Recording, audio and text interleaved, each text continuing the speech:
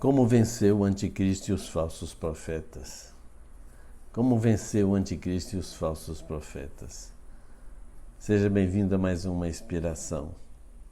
Hoje nós temos um tema que está recorrente, é um tema de vencer, vencedor, é o verbo nikao no grego, que tem uma conotação muito variada no texto da palavra, mas que tem mensagens profundas para nós e nós vamos explorar todas essas possibilidades.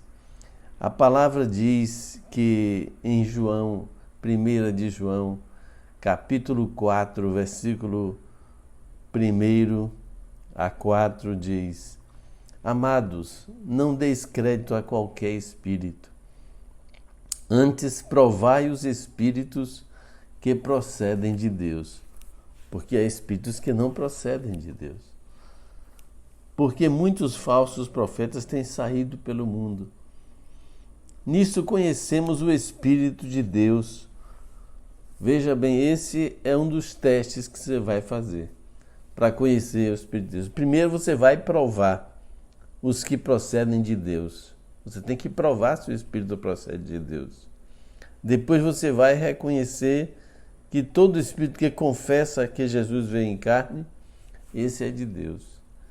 Porque o espírito que confessa que Jesus veio em carne entende que o corpo de Cristo está materializado nesse mundo. Quem não confessa que Jesus veio em carne não crê na materialização do corpo de Cristo. E qual é a materialização do corpo de Cristo? É a igreja do Senhor. Quem não crê que a igreja é o corpo de Cristo, esse é o espírito do anticristo.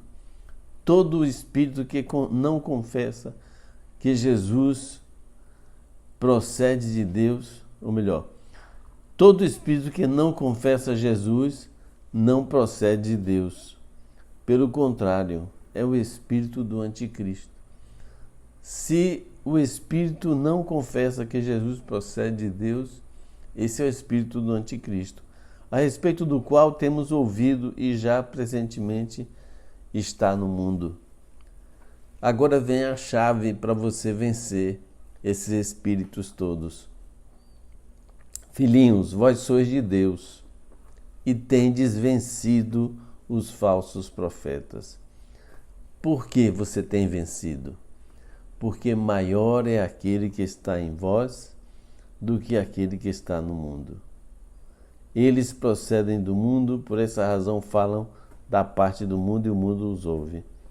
Nós somos de Deus e aquele que conhece a Deus nos ouve, porque aquele que não é da parte de Deus não nos ouve. Nisso conheceremos o espírito da verdade e o espírito do erro.